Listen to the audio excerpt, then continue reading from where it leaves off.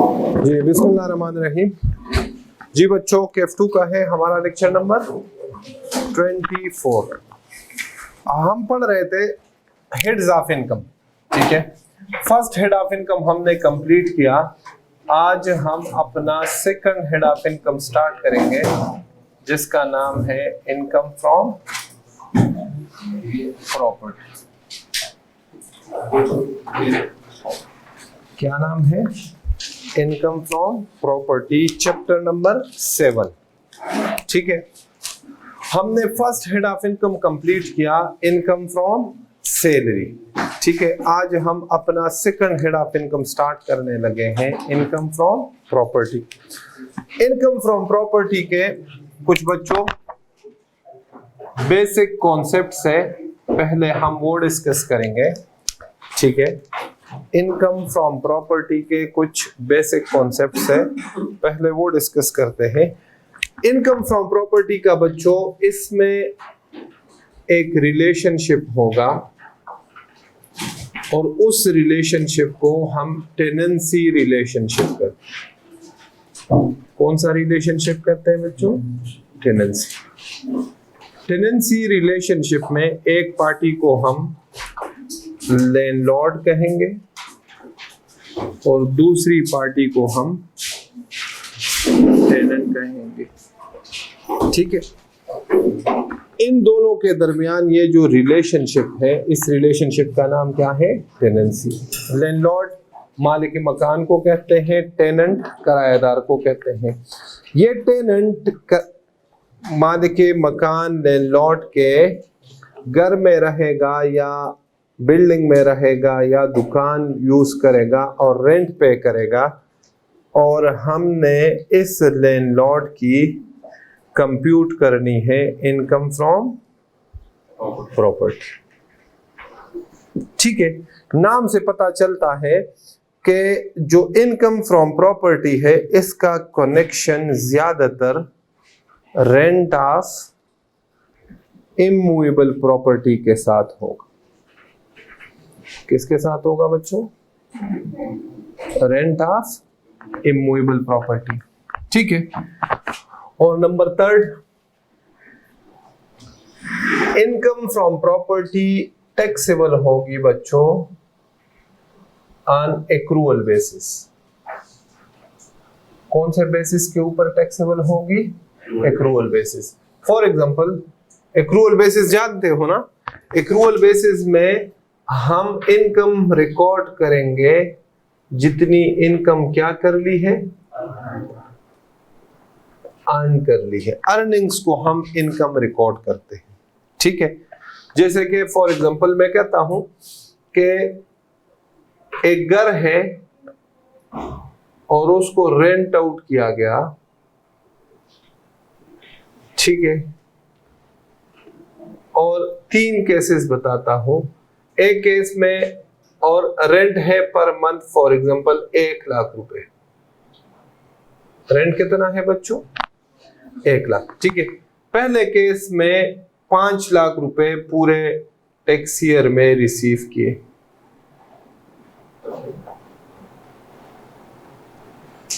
Number B case में 12 लाख पूरे साल के रिसीव किए। मतलब पूरा टैक्स ईयर अगर एक घर रेंटेड आउट हो। ठीक है, और तीसरे केस में 15 लाख रिसीव किए, मतलब 3 लाख नेक्स्ट ईयर के रिसीव किए एडवांस। और चौथे केस में 1 रुपए भी रिसीव नहीं किया, 0 अमाउंट रिसीव किया। ठीक है, अब मुझे बताएं कि केस ए में लिखे, केस ए में कितनी इनकम फ्रॉम प्रॉपर्टी होगी एक्रूअल बेसिस यूज करके, बी में कितनी इनकम फ्रॉम प्रॉपर्टी होगी, सी में और डी में। चलो बताएं, अपने रजिस्टर पे लिखे, अपने रजिस्टर में लिखे जल्दी, शाबाश। Same tax year, single tax year है। फॉर एग्जांपल टैक्स ईयर लिख लें, टैक्स ईयर 2020 है। ठीक है, 1 जुलाई 2019 को रेंट आउट हुआ, 30 जून 2020 को आपने फाइंड करना है इन 12 मंथ्स का। ठीक है, मतलब फॉर एग्जांपल ये घर रेंटेड आउट था पूरा साल 12 महीने। ये बच्चा गोद से उतार दो, रजिस्टर निकाल भाई आप। हाँ, बैग ऐसे रखा हुआ है जैसे वो लोगों ने बच्चा नहीं पकड़ा होता अपने गोद में। उतार दो, रोएगा नहीं। इसको साइड पे रख दो, रजिस्टर निकाल। जी बच्चों बताएं, केस ए में इनकम फ्रॉम प्रॉपर्टी कितनी होगी? बी पहले में कितनी होगी? दूसरे में, तीसरे में, चौथे में 12। इन चार के चार केसेस में ए, बी, सी और डी इनकम फ्रॉम प्रॉपर्टी कितनी होगी बच्चों? बच्चों कितनी होगी? 12 लाख। वजह? क्योंकि income from property is taxable on accrual basis. Accrual basis का मतलब क्या है कि हमने जितनी कमाई की उसको हम इनकम रिकॉर्ड करेंगे। तो चार cases what ever the case में बी, चारों केसेस में अगर ये घर 12 महीने रेंटेड आउट है तो कितना कमाया इसने? अर्न कितना किया? 12 लाख। तो उसको 0 मिले, उसको 24 लाख मिले, उसको 5 लाख मिले, उसको 12 लाख मिले। इनकम फ्रॉम प्रॉपर्टी कितनी रिकॉर्ड करेंगे? 12 लाख इस टैक्स ईयर। ठीक हो गया। इस केस में देखो उसको 15 लाख रिसीव हुए हैं, लेकिन हम अगले साल का नहीं देख रहे, हम इस टैक्स ईयर की कैलकुलेशन कर रहे हैं। तो उस टैक्स ईयर की अर्निंग आपने लिखनी है। अगले साल की एडवांस 3 लाख मिली है, तो अगले साल में तो अभी उसने कमाई नहीं की ना, जब कमाएगा फिर अगले साल में रिकॉर्ड करेंगे। इस टैक्स ईयर में चारों केसेस में इसकी इनकम फ्रॉम प्रॉपर्टी क्या होगी बच्चों? 12 लाख। एक्रूअल बेसिस समझ में आ गया कि एक्रूअल बेसिस में इनकम कैसे रिकॉर्ड करते हैं? बोले किसको समझ नहीं आया? हाँ, कोई बच्चा है जिसको ये कॉन्सेप्ट समझ में ना आए? सबको समझ आ गया है? हाँ सही है, आगे जाओ यार। बोले ना क्या? yes, बड़े ना ये कहते हो कि समझ आ गई है, ना ये कहते हो कि समझ नहीं आई। मैं क्या समझू इसको? इस पे यस सर पे कितना? यस सर ना बोले, हाँ बोले। सर से तकलीफ होती है, सर ना बोले मुझे, कहते हैं हाँ अब्दुर्रहमान समझ आ गई है, ऐसे बोले समझ आ गई है। इतने कंजूस लोग मैंने जिंदगी में, समझ आ गई है, नहीं समझ आई, मैं क्या समझू इसको? ऐसे बुतों की तरह बैठे हुए हो। बंदा कहता है यार समझ आ गई है तो मैं आगे पढ़ाऊं, या कहते नहीं आई तो मैं समझा दूं, बस ऐसे बैठे होते। भाई मैंने कहा सीए कर लो। आप में से कोई है जो मैं लेके आया हूं सीए में? किसके कहने से आए हो? जिसके कहने से आए हो। सर रऊफ, हाँ सर रऊफ आपके घर आए थे आपको बुलाने के, आ जाए सीए करने। सर रऊफ बेचारे तो इधर बैठे थे जी। अच्छा जी बच्चों, अब इनकम फ्रॉम प्रॉपर्टी में बोला करें, इससे फ्रस्ट्रेशन दूर होती है। आप लोग फ्रस्ट्रेटेड हो, ठीक है? सीए जिसने मशवरा दिया था ना, उसके बारे में ना सोचा कर, आपको गुस्सा आएगा जी। Income from property, income from property को हम बच्चों इसमें 2 चीजें डिस्कस करेंगे। एक हम इसमें डिस्कस करेंगे इनकम्स, और दूसरा हम इसमें डिस्कस करेंगे डिडक्शंस या एक्सपेंसेस। ठीक है, इनकम फ्रॉम सैलरी में एक्सपेंसेस का कॉन्सेप्ट नहीं था। ठीक है, इनकम फ्रॉम प्रॉपर्टी में हमने सिर्फ इनकम्स रिकॉर्ड की, और नोट्स में भी लिखा था, और मैं भी बार बार कह चुका हूं कि इनकम फ्रॉम प्रॉपर्टी में सैलरी में किसी किस्म का एक्सपेंस हम माइनस नहीं करते, डिडक्शंस अलाउ नहीं। इनकम फ्रॉम प्रॉपर्टी में हम एक्सपेंसेस माइनस कर सकते हैं। ठीक है, तो पहले हम इनकम्स डिस्कस करते हैं। इनकम्स के लिए बच्चों आप एक न्यूमेरिक याद रखिएगा, सर्फ। ठीक है, ये इनकम्स में आएंगी। Surf. A stands for signing amount. Signing amount अगर कोई होगा तो this amount shall be totally taxable under the head income from property. ठीक है. अब signing amount क्या होता है समझिएगा.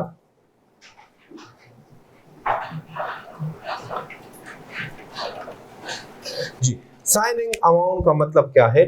Signing amount फॉर एग्जाम्पल मैं कहता हूं कि मिस्टर ए है और उसके पास है बिल्डिंग, उसका बिल्डिंग है, ठीक है, और उसको डिफरेंट लोग अप्रोच करते हैं. फॉर एग्जांपल मिस्टर एक्स ने भी अप्रोच किया कि ये बिल्डिंग मुझे किराए पे दे दे, ठीक है, मिस्टर वाई ने भी किया और मिस्टर जी ने भी किया, तीनों ने किया कि ये बिल्डिंग मुझे दे दे, ठीक है. अब फॉर एग्जांपल राइस का ये बिल्डिंग है, तो मिस्टर ए का बिल्डिंग है राइस का, एक्स कॉलेज वाले आए, उन्होंने कहा कि ये बिल्डिंग हमें किराए पे दे दे, वाई और जी. तो क्या लैंडलॉर्ड तीनों को डिफरेंट किराया बताएगा? क्या डिफरेंट सिक्योरिटी बताएगा? नहीं. वो प्रॉपर्टी डीलर को बता देगा जनाब मैं ये रेंट डिमांड कर रहा हूं, ठीक है, और फाइनल इतने में दे देना, इससे कम में आपने रेंट आउट नहीं करना. तो जो भी किराएदार आएगा और बिल्डिंग की इंफॉर्मेशन कलेक्ट करेगा तो तीनों को सेम इंफॉर्मेशन मिलेगी, ठीक है. अब एथिकली मिस्टर ए, कल हमने एथिक्स का चैप्टर पढ़ा है, एथिकली मिस्टर ए ये बिल्डिंग किसको रेंट आउट करेगा? एथिकली मैंने बोला जो पहले आया, जो क्या पहले आया, ठीक है. अब इसमें ये जो एक्स था सीक्वेंस भी यही थी, एक्स पहले आया, वाई बाद में आया और जी सबके बाद है. लेकिन जी जो था ना ये चार्टर्ड अकाउंटेंट था और चार्टर्ड अकाउंटेंट चालाक होते, ठीक है. इसने कहा ये बिल्डिंग बड़ी अच्छी लोकेशन पे थी, इसने कहा ये बिल्डिंग मुझे मिल जाए. अब ए ये कह रहा है कि बड़ा जो है ना अखलाकियात का मुजाहरा कर रहा है कि नहीं जनाब मैं तो सबसे पहले दूंगा एक्स को, अगर वो ना ले तो फिर दूंगा वाई को, अगर वो दोनों ना ले तो फिर मैं आपको दे दूंगा क्योंकि आप सबसे आखिर में आए. जी ने कहा मेरी बात तो सुने ना. कहते किराया कितना है? कहता है 5 लाख. कहते सिक्योरिटी कितनी है? कहता है 10 लाख. कहता है ये लो 5 लाख रुपए किराया, 1 महीने का एडवांस, ये लो सिक्योरिटी 10 लाख. उसने कहा भाई आपको नहीं देना. कहता है मेरी बात तो सुने ना, अभी जी का हाथ जो है ना जेब में है. कहते हैं बात तो सुने ना, 15 लाख मिल गए. कहते हैं ये 10 लाख रुपए ले लो, ये मेरी तरफ से आपको गिफ्ट है. क्या है? गिफ्ट. अगर आप मेरे साथ टेनेंसी एग्रीमेंट साइन करेंगे, ये टेनेंसी कॉन्ट्रैक्ट का नाम है. किसका नाम है? कॉन्ट्रैक्ट. अगर आप मुझे ये बिल्डिंग रेंट आउट करेंगे ना तो ये 10 लाख रुपए मैं आपको दे दूंगा. ये ना मैं किराए में एडजस्ट करूंगा, न ये सिक्योरिटी होगी, ये मेरी तरफ से गिफ्ट है, ये पैसे मैं आपसे वापस नहीं मांगूंगा. अब बताए अखलाकियात को फॉलो करेगा? ए ने कहा हाँ यार ये तो अखलाकियात छोड़े, अपना फायदा देखते. हम आसान अल्फाज में इसको कहते हैं रिश्वत. क्या कहते हैं? रिश्वत. टैक्स में इसको क्या कहते हैं? Signing amount. अब समझ आ गई क्यों साइनिंग अमाउंट क्यों कहते हैं कि मिस्टर ए मिस्टर जी के साथ अगर टेनेंसी एग्रीमेंट साइन करेगा तो मिस्टर जी इस सिग्नेचर के बदले उसको कितने रुपए दे रहा है? 10 लाख. समझ में आ रही बात बच्चों? क्लियर है? 10 लाख रुपए ना रेंट में एडजस्टेबल है, ना ये सिक्योरिटी है रिफंडेबल है. ये उसने कहा आपके हो गए पक्के पक्के, मैं आपसे वापस न रेंट में एडजस्ट करूंगा ना आपसे वापस मांगूंगा. सिर्फ किस चीज के दे रहा हूं? अगर आप मेरे साथ टेनेंसी एग्रीमेंट साइन करेंगे. अगर इस तरह की कोई अमाउंट मिले तो ये अमाउंट सारे का सारा टैक्सेबल होगा under the head income from property. बोले बच्चों कुछ समझ में आ रहा है यार? प्लीज क्या तेज ना बोले, तेज बोलने से वो जो बोल रहे हैं ना वही तेज बोल देते हैं. सारे बोल लिया करे. समझ आ रही है? ठीक है. तो ये 10 लाख रुपए किस में आ गए बच्चों? Income from property, totally taxable. Okay हो गया बच्चों? क्लियर है जी. Second, you stand for unadjustable amount. You stand for unadjustable amount की टैक्स ट्रीटमेंट है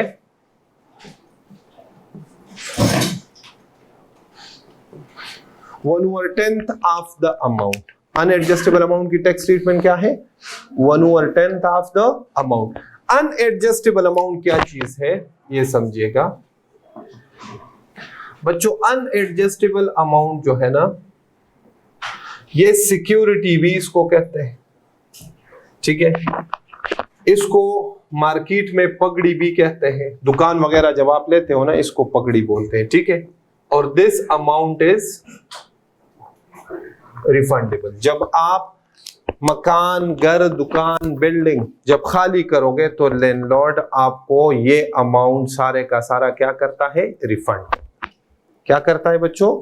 रिफंड करता है। ये रिफंडेबल होता है। सिक्योरिटी, हॉस्टल्स में जो बच्चे रह रहे हैं उनसे भी वार्डन ने 1 महीने की या 2 महीनों की सिक्योरिटी ली है ना, उसको क्या कहते हैं टैक्स में? अनएडजस्टेबल अमाउंट। अगर मिस्टर जी ने वो दे दिया 10 लाख रुपए signing amount they the, for example security कितनी थी? सिक्योरिटी भी मैंने कहा है ना कितनी थी? 10 लाख, ठीक है। तो 10 लाख का कितना हिस्सा टैक्सेबल होगा? सारा 10 का 10 लाख इनकम में नहीं जाएगा, लैंडलॉर्ड का सिर्फ 10वां हिस्सा जाएगा। तो 10 लाख का 10वां हिस्सा कितना आ गया? 1 लाख। अगर ये किराएदार पूरे 10 साल रह रहा हो और 11वें साल में चले जाए तो 11वें साल में इन tax year 11th tax year landlord की इनकम फ्रॉम प्रॉपर्टी में अनएडजस्टेबल अमाउंट के अगेंस्ट कोई अमाउंट टैक्सेबल नहीं होगा। उसको कितने मिले हैं? 10 लाख। इनकम में कितनी शामिल की 10 सालों में? 10 लाख। तो 11वें साल no tax treatment of unadjustable amount. अगर किराएदार सेम हो, समझ में आ रही बात बच्चों? ये बात समझ में आ रही है ना? कितने पैसे आए हैं लैंडलॉर्ड के पास? 10 लाख। हर साल कितने इनकम में शामिल कर रहा है? 10वां। मतलब क्या है? 1/10 का मतलब क्या है कि इसको सारे अमाउंट को 1 साल में इनकम रिकॉर्ड नहीं करना, इसको कितने सालों में इनकम रिकॉर्ड करना है? 10 सालों में। अब आपके जहन में किसी ने मुझसे ये नहीं पूछा कि सर ये कैसी इनकम है, ये तो ये वापस करेगा, ये तो इनकम नहीं है, ये इनकम है इसकी, ये क्या करेगा? जब टेनेंट छोड़ के जाएगा तो ये तो लैंडलॉर्ड वापस करेगा। इसका जो टैक्सेबल किया हुआ है ना, इस कॉन्सेप्ट के बेस पे किया हुआ है टाइम वैल्यू ऑफ मनी के ऊपर। समझ आ रही है? आज जो बंदा 10 लाख देगा, लैंडलॉर्ड 10 साल बाद, 5 साल बाद, 6 साल बाद जब वो छोड़ के जाएगा कितने वापस करेगा? 10 लाख। तो आज के 10 लाख और 5 साल बाद वाले 10 लाख बराबर है। तो लॉ कहता है ये पैसे किसके पास पड़े? लैंडलॉर्ड के पास। तो बेनिफिट है कि नहीं है? तो लॉ कहता है सारा बेनिफिट नहीं है। कितना बेनिफिट मिलता है इसको इन पैसों से? हर साल कितना बेनिफिट मिलता है? 10वां हिस्सा। तो वो 10वां हिस्सा वो क्या रिकॉर्ड करेगा? इनकम रिकॉर्ड करेगा। बेनिफिट मतलब 10% इसकी वैल्यू कम हो रही टैक्स के मुताबिक। मैं लैंडलॉर्ड को 1 लाख हर साल में दे रहा हूँ एट द टैक्स, तो उस पे मैं क्या वेरिफिकेशन करूँ? 1 लाख पे आप टैक्स दे रहे हो, 1 लाख आप टैक्स नहीं दे रहे। 1 लाख इनकम रिकॉर्ड कर रहे हो। 1 लाख क्या रिकॉर्ड करने हैं बच्चों? इनकम। ओके हो गया बच्चों? बोले क्लियर है जी? R stands for rent. Rent जानते हो ना, जो मंथली हम पे करते उसको क्या कहते हैं? रेंट। रेंट में कितना लेना है? हायर ऑफ लेना है। रेंट में 2 चीजों में हायर, एक्चुअल रेंट जो टेनेंट पे कर रहा है, या फिर फेयर मार्केट रेंट, या इसको हम कहते हैं एनुअल लेटिंग वैल्यू भी कहते हैं, ALV। ठीक है। इन दोनों में जो हायर होगा वो टोटली टैक्सेबल होगा। फॉर एग्जांपल मैंने एग्जांपल में रेंट कितना बताया कि पर मंथ कितना मिल रहा है? 5 लाख बड़ा इधर एग्जांपल कितना बताया? 5 लाख। तो पूरे साल का कितना हो जाएगा? 60 lakh totally taxable under the head income from property. Okay हो गया। रेंट जितना भी आएगा, मंथली आएगा, क्वार्टरली आएगा, सेमी एनुअली आएगा, एनुअली आएगा, रेंट के नाम से जो भी अमाउंट आएगा वो टोटली टैक्सेबल। हाँ, ये देखना है कि मार्केट रेंट क्या है। हो सकता है कि ये लैंडलॉर्ड जो है ना मेरा जानने वाला हो, इसकी मार्केट वैल्यू हो 6 लाख रुपए, लेकिन उसने मुझे 5 लाख रुपए में दे दिया। अगर मार्केट वैल्यू गिवन हो तो मार्केट वैल्यू क्या है? 6 लाख। मैं कितना दे रहा हूं? हायर कौन सा है? तो लैंडलॉर्ड की इनकम फ्रॉम प्रॉपर्टी में कितना रिकॉर्ड करोगे? 6 लाख रिकॉर्ड। हायर आप दोनों में जो ज्यादा होगा वो इनकम रिकॉर्ड करेगा। ओके हो गया बच्चों? क्लियर है जी। अगला है F stands for forfeited deposit। F stands for forfeited deposit। forfeited deposit कैसे कहते हैं ये समझिए।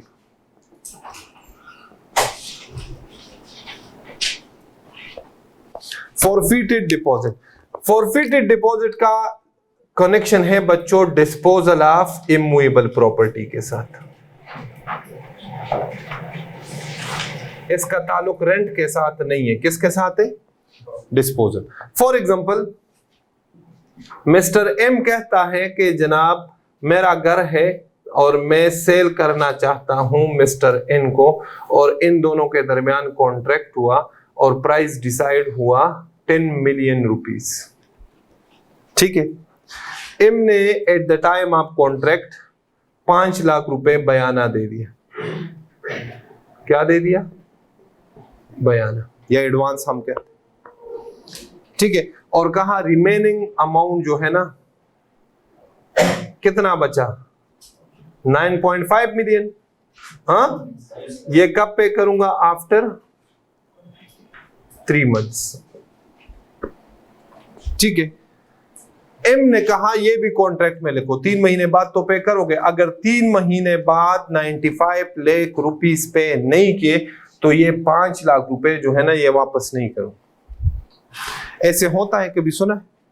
होता है ना, बयाना दे दिया, अगर आपने अपने टाइम पे कॉन्ट्रैक्ट को परफॉर्म नहीं किया तो आपका बयाना वापस नहीं मिलेगा। अब 2 सिचुएशन है, देखें। अगर इन 3 महीने बाद 95 लाख और दे दे एम को, तो एम को कितने मिले टोटल? 10 मिलियन। 5 लाख एडवांस मिला था, बयाना 95 लाख और दे दिए, 1 करोड़ मिल गए।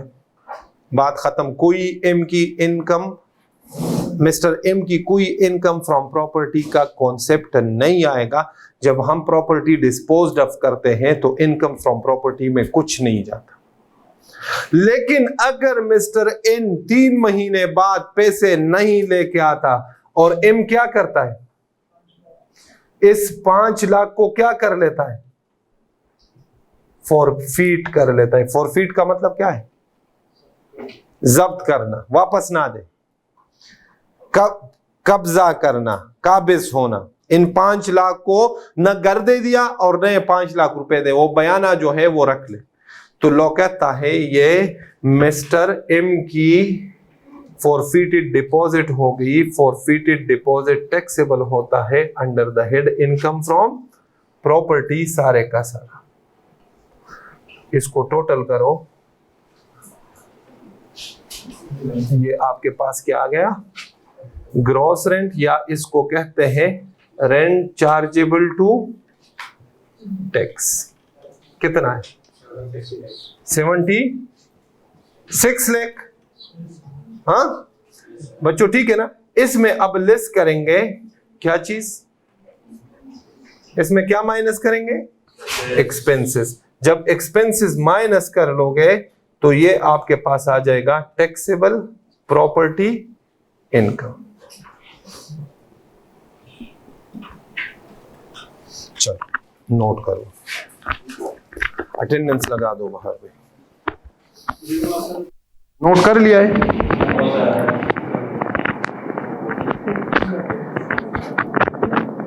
जी, यहां तक कोई प्रॉब्लम है तो पूछे।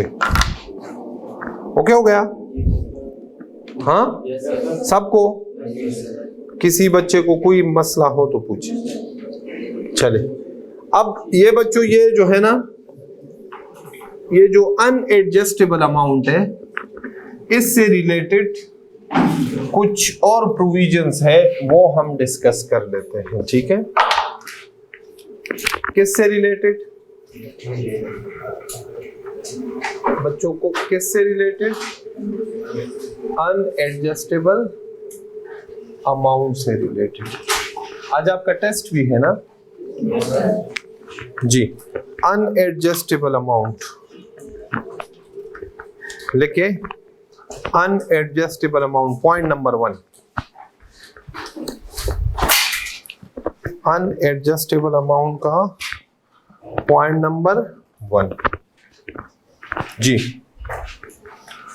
1/10 of unadjustable amount, 1/10 of unadjustable amount shall be taxable. 1/10 of unadjustable amount shall be taxable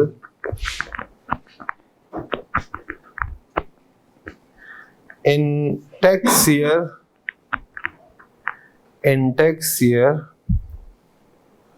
of tenancy agreement. In tax year of tenancy agreement, bracket में लिख ले, enter into tenancy agreement.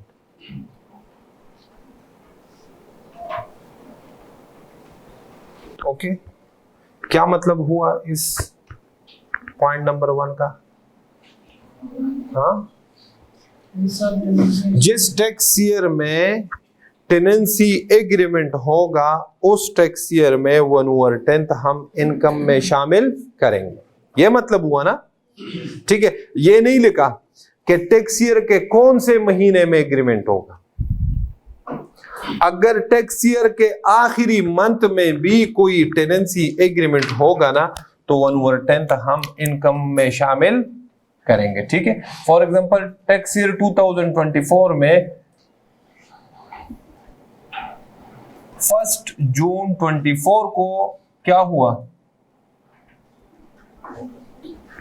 Tax year के last month के पहले तारीख को tenancy agreement हुआ, तो लैंडलॉर्ड के इन टैक्स ईयर 2024 अनएडजस्टेबल अमाउंट अगर है, उसको मिली है, तो वो अपनी इनकम में उसका 1/10 क्या करेगा? शामिल। ओके हो गया जी। नंबर 2 पॉइंट लिखें, no tax treatment of unadjustable amount, no tax treatment of unadjustable amount, no tax treatment of unadjustable amount in the year of termination of tenancy agreement. In the year of termination of tenancy agreement. In the year of termination of tenancy agreement. ये बात समझ आ गई है? इसका क्या मतलब है? जिस साल टेनेंसी एग्रीमेंट खत्म होगा, मतलब जब किराएदार छोड़ के जाएगा और लैंडलॉर्ड उसको अनएडजस्टेबल अमाउंट वापस करेगा, तो उस टैक्स ईयर में लैंडलॉर्ड के इनकम में अनएडजस्टेबल अमाउंट का 1/10 शामिल नहीं करना। ओके हो गया। नंबर 3 पॉइंट लेके, no tax treatment of unadjustable amount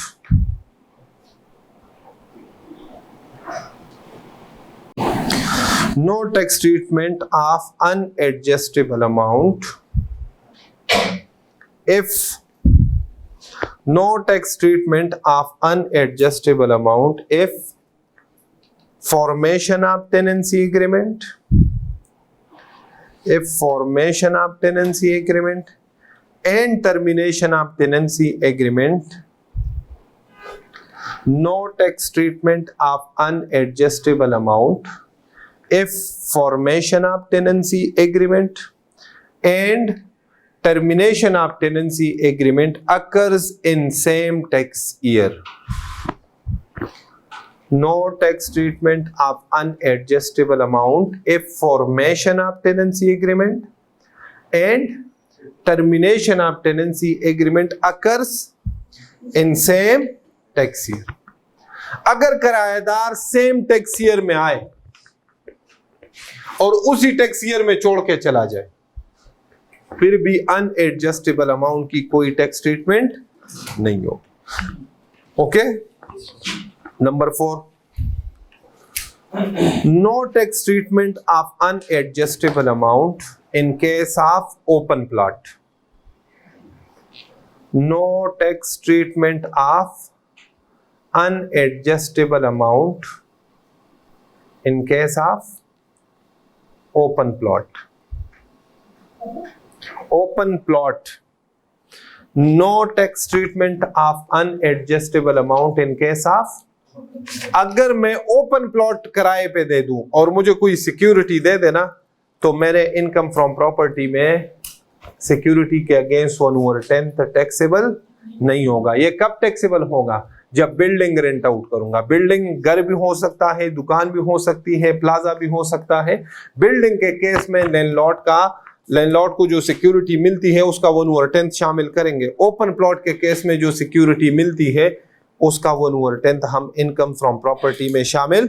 ये वो चीजें लिखवा रहा हूं ना जो आईकेप ने पूछी हुई है. ठीक है. आज आप टेस्ट देंगे, कल इंशाल्लाह ये सारे कॉन्सेप्ट्स आपसे सुनूंगा. पहले आके ना 5, 7, 10 मिनट एक एक बच्चे से सुनूंगा कि मुझे बताओ कि ये क्या क्या शामिल होता है, इस चीज का क्या मतलब है, कितना अमाउंट शामिल होगा. आप मुझे समझाएंगे कल इंशाल्लाह. ठीक है जी. अगला, if tenant change in the same tax year, if tenant changed in the same tax year, see the following example लिखे. अगर टेनेंट चेंज हो जाए, मतलब एक छोड़ के चला जाए और दूसरा आ जाए, तो फिर क्या करेंगे लिखे. For example, mister A rented out his house to mister X at a monthly rent of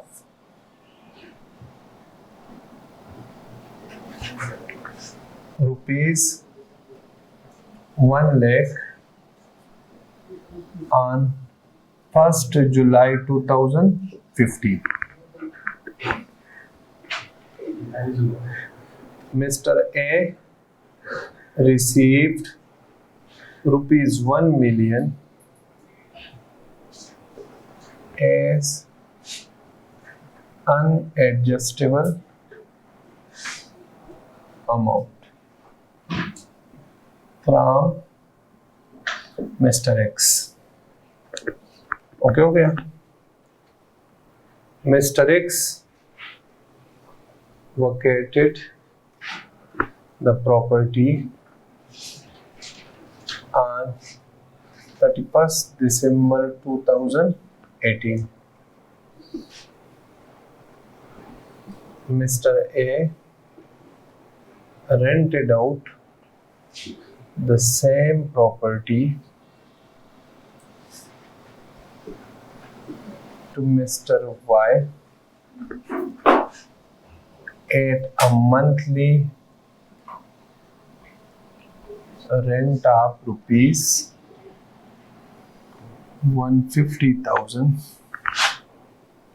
on 1st January 2019. Mr. A received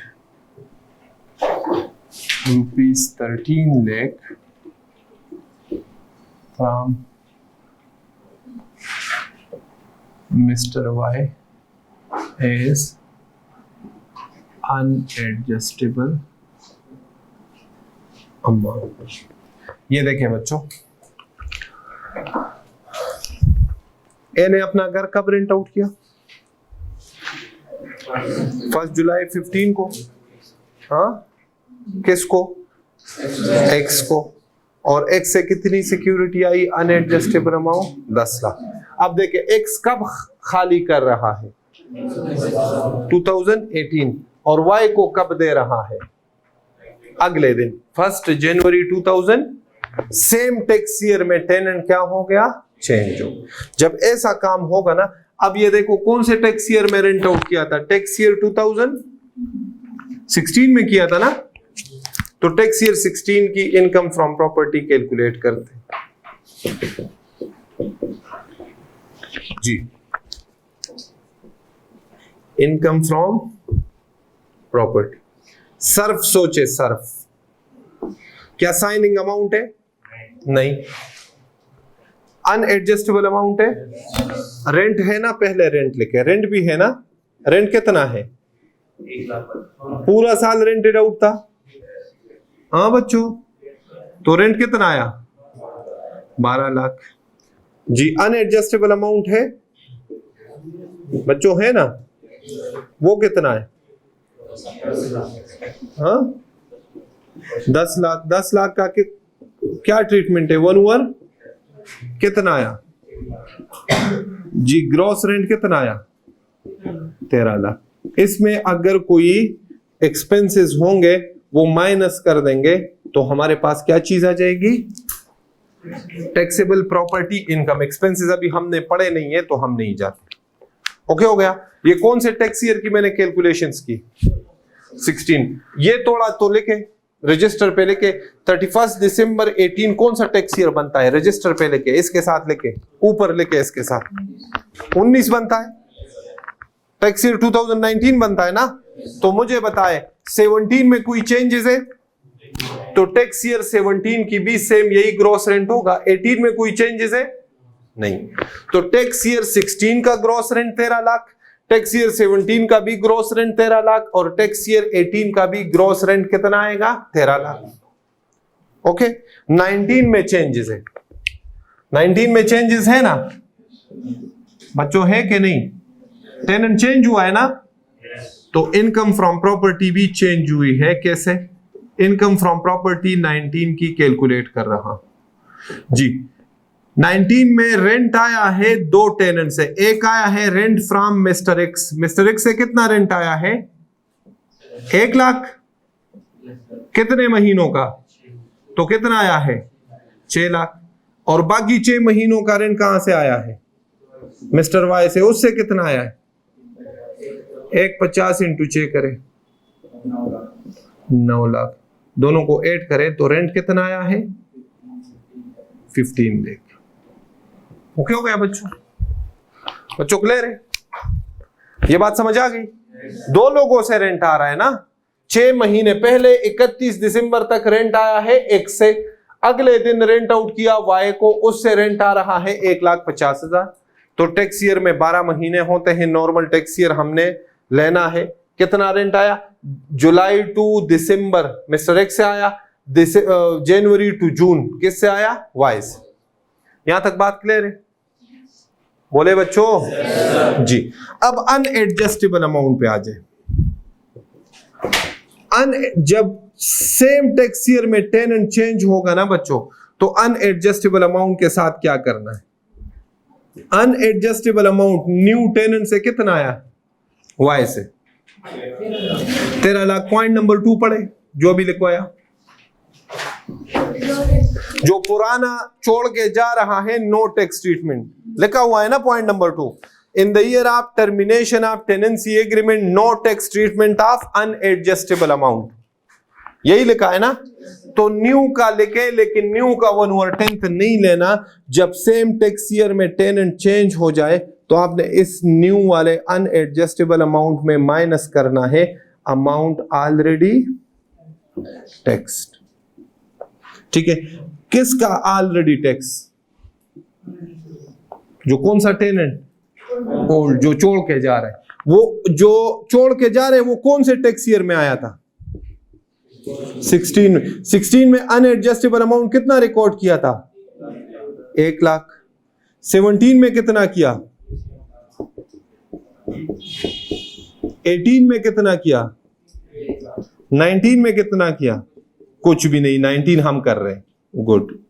तो ऑलरेडी उसने अपने इनकम में कितना शामिल किया है? 3 लाख। 3 लाख न्यू टेनेंट के अनएडजस्टेबल अमाउंट में क्या कर देंगे? माइनस कर देंगे। वैसे मेरा ख्याल नहीं था, ये को इंसिडेंस हो गया कि ये भी 10 लाख आ रहा है। वैसे इसको चेंज कर ले थोड़ा सा ताकि समझ, हाँ इसको 14 लेख करें ताकि समझ आ जाए ना। इसको क्या करें? 14 न्यू टेनेंट से जो आया है इसको 14 लेख करें। ओके हो गया। अब 14 में से 3 लाख माइनस करें, कितना बचा? 11 लाख।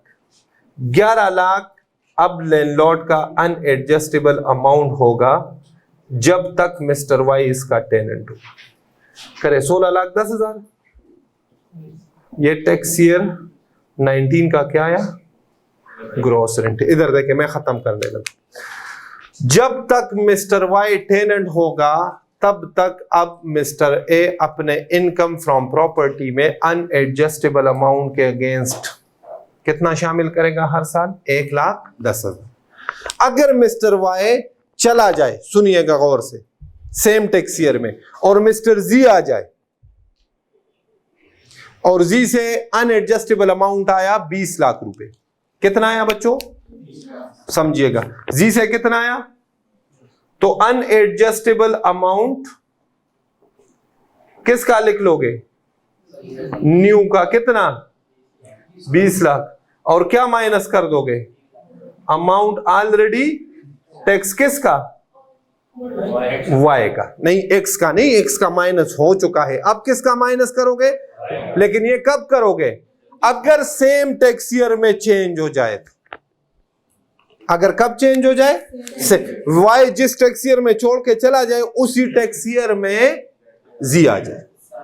सर आगे तो इसका ट्रीटमेंट नहीं होता जब उसी। हाँ, तो ये एक्स जा रहा है ना, जो जा रहा है, टर्मिनेशन किसकी हो रही है? एक्स की। देखे मैंने कहा एक्स की अनएडजस्टेबल अमाउंट शामिल। ये देखे ना, कहां तक कैलकुलेट की? 19 में तो की नहीं। 19 में कितने से की है? ये न्यू वाला किया है 14 - 3। ये जो आया है उसका किया है। जो आएगा उसका सारा अमाउंट, सारे अमाउंट का 1/10 नहीं लेना, पुराने का क्या माइनस करना है बच्चों? क्या माइनस करना है? Amount already tax. चलो जी, ओके हो गया। ये काम कब करना है बच्चों? पॉइंट नंबर 4 देके क्या लिखवाया है? जब सेम टैक्स ईयर में टेनेंट क्या होगा? चेंज होगा। ओके। अगर इनकम फ्रॉम प्रॉपर्टी में से क्वेश्चन आया तो अनएडजस्टेबल अमाउंट लाजमी पूछेगा। उसका फेवरेट एरिया ये 2 है, या ये वाला पॉइंट पूछता है या ये ओपन प्लॉट वाला पूछता है। कौन से वाला? Open plot. वो आपको एग्जाम प्रेशर में डाल के ना, वैसे भी उस उधर एग्जाम प्रेशर होता है, आपको कह देगा कि प्लॉट है, अनएडजस्टेबल अमाउंट देगा, आप 1/10 ले जाओगे। नहीं, ओपन प्लॉट के केस में no tax treatment of unadjustable amount. Okay हो गया बच्चों? क्लियर है यहां तक? किसी को कोई प्रॉब्लम हो तो पूछे जी।